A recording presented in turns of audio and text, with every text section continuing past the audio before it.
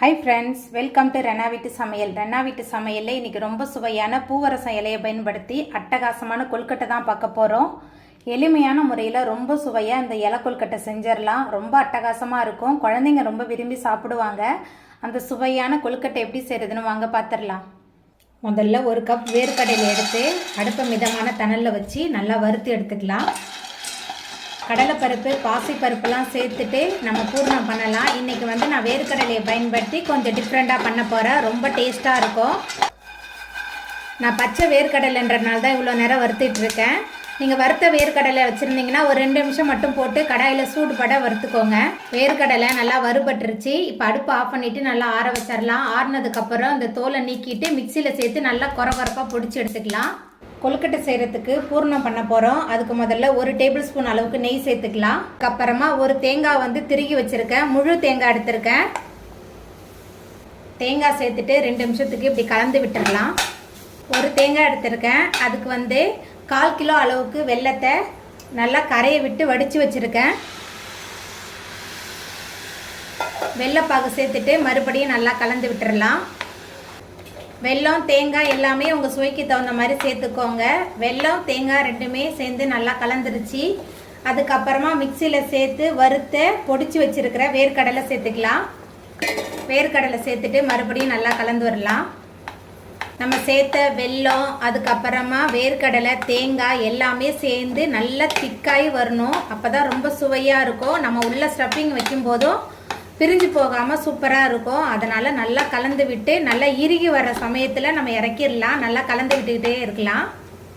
இங்கே பாருங்கள், வெள்ளை கரைசல்லாம் தண்ணி விடுது. எல்லாமே சேர்ந்து நல்லா இறுகி வரணும். அது வரைக்கும் அடுப்புலேயே இருக்கட்டும். எல்லாம் சேர்ந்து ஒன்று போல் வந்துருச்சு. அதுக்கப்புறமா இதில் மேலால் கொஞ்சமாக ஏலக்காய் தூள் சேர்த்துக்கலாம். ஏலக்காய் தூள் சேர்த்துட்டு நல்லா கலந்து விட்டுறலாம். ஏலக்காய் தூள்லாம் சேர்த்துட்டு நல்லா கலந்தாச்சு. எல்லாமே ஒன்று போல் நல்லா சேர்ந்து வந்துருச்சு. பூர்ண கலவை கொழுக்கட்டைக்கு ரெடியாக இருக்குது. இப்போ இந்த கலவையை அடுப்பு ஆஃப் பண்ணிவிட்டு ஆற வச்சிடலாம். கொழுக்கட்டை பண்ணுறதுக்கு 1/4 கிலோ அளவுக்கு கொழுக்கட்டை மாவு சேர்த்துக்கலாம். உங்கள்கிட்ட பச்சரிசி மாவு இருந்தால் நீங்கள் பச்சரிசி மாவு சேர்த்துக்கோங்க. ஆனால் பச்சரிசி மாவு சேர்க்குறதா இருந்தால் வெறும் கடாயில் நல்லா வறுத்துட்டு சேர்த்துக்கோங்க. உப்புலாம் சேர்க்கல. இப்போ நம்ம கொஞ்சமாக உப்பு சேர்த்துக்கலாம். உப்பு சேர்த்துட்டு முதல்ல நல்லா கலந்துடலாம். சேர்த்துட்டு நல்லா மிக்ஸ் பண்ணியாச்சு. அதுக்கப்புறமா தண்ணி கொதிக்க வச்சுருந்தேன். நல்லா கொதித்த தண்ணி தான் சேர்க்கணும்.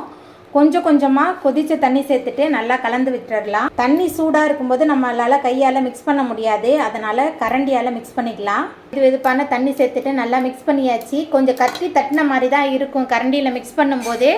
இப்போ ஒரு மூடி போட்டு வச்சிடலாம். 5 நிமிஷத்துக்கு அப்புறம் நம்ம பார்க்கலாம். 5 நிமிஷம் ஆகிட்டு திறந்துடலாம். அதுக்கப்புறமா கையால் நல்லா பிசைஞ்சு வச்சிடலாம். மாவு நம்ம பிசையும் போது சூடாக தான் இருக்கும். ஆனாலும் நம்ம பிசைஞ்சிடணும் அந்த சூட்லேயே. அப்போ தான் கரெக்டாக வரும் நமக்கு பக்குவம். மாவு சேர்த்துட்டு நல்லா பிசைஞ்சாச்சு. பாருங்கள், கையில் ஒட்டவே இல்லை மாவு. அதுக்கப்புறமா ஒரு ஈர துணி வச்சு நம்ம மூடி வச்சிடலாம். மாவு காயக்கூடாது. நான் இன்றைக்கி இலை கொழுக்கட்டை தான் பண்ண போகிறேன். இது பூவரச இலை. எல்லா இடத்துலையும் கிடைக்கும் கிராமத்தில். அந்த இலை தான் நான் எடுத்துகிட்டு வந்திருக்கேன். பூவரச இலையை கழுவி சுத்தம் பண்ணி எடுத்துகிட்டு வச்சுருக்கேன். பூவரச இலையில் நம்ம ரெடி பண்ணி வச்சுருந்த மாவு கலவையை கொஞ்சமாக உருட்டி எல்லா இடத்துலையும் பரவுற மாதிரி தடவி வச்சிடலாம். என்கிட்ட பூவரச இலை எனக்கு கிடச்சிது. அதனால் நான் பூவரச இலை கொண்டு நான் இந்த மாதிரி செய்கிறேன். உங்கள்கிட்ட பூவரச இலை கிடைக்கலன்னா வாழை இலையிலையும் இதே மாதிரி தட்டி சூப்பராக கொழுக்கட்டை பண்ணலாம். வாழை இலை கிடைக்கலன்னா பிளாஸ்டிக் கவர்லேயுமே நம்ம இந்த மாதிரி தட்டி பண்ணலாம். இப்போ மாவு தட்டியாச்சு. அதுக்கப்புறமா பூர்ண கலவை எடுத்துக்கலாம். பூர்ண கலவை கொஞ்சமாக எடுத்துக்கலாம். ரொம்ப டேஸ்ட்டாக இருக்கும். வேர்க்கடலையெல்லாம் சேர்த்துருக்கனால இந்த பூர்ண கலவையை உள்ளே வச்சிடலாம். பூர்ண கலவையை உள்ளே வச்சாச்சு. அதுக்கப்புறமா இந்த மாதிரி இப்படி மடிச்சிடலாம். பூர்ண கலவையை உள்ளே வச்சுட்டு இந்த மாதிரி நல்லா அமுக்கி விட்டுறலாம். அப்போ தான் பூர்ணம் வெளியில் வராமல் இருக்கும். கொழுக்கட்டை வேக வைக்கிறதுக்கு அடுப்பில் தண்ணி வச்சுருந்தேன். நல்லா கொதிக்க ஆரம்பிச்சிருச்சு. அதுக்கப்புறமா நம்ம ரெடி பண்ணி வச்சுருந்த கொழுக்கட்டை எல்லாத்தையுமே ஒரு இட்லி தட்டில் அடுக்கி வச்சுட்டேன். அதுக்கப்புறமா ஒரு மூடி போட்டு வச்சிடலாம். 10 நிமிஷத்துக்கு அப்புறம் பார்க்கலாம். ஆவியில் வேக வச்சு 10 நிமிஷம் ஆகிட்டு இப்போ நம்ம அடுப்பை ஆஃப் பண்ணிவிட்டு இப்போ நம்ம திறந்து பார்த்துடலாம். நம்ம கொழுக்கட்டையெல்லாம் சூப்பராக வெந்து வந்துருச்சு. இங்கே பாருங்கள் எவ்வளோ சூப்பராக இருக்குதுன்னு சொல்லிட்டு இப்போ இதை நம்ம தனியாக எடுத்து வச்சிடலாம். அவ்வளோதாங்க, ரொம்ப சுவையான இலை கொழுக்கட்டை சூப்பராக ரெடி ஆகிட்டு. இந்த சுவையான இலை கொழுக்கட்டையை நீங்களும் உங்கள் வீட்டில் செஞ்சு பாருங்கள். இந்த வீடியோ உங்களுக்கு பிடிச்சிருந்தா லைக் பண்ணுங்கள், ஷேர் பண்ணுங்கள், கமெண்ட் பண்ணுங்கள், சப்ஸ்கிரைப் பண்ணுங்கள். அப்படியே பக்கத்தில் உள்ள பெல் பட்டனையும் கிளிக் பண்ணிடுங்க. நன்றி.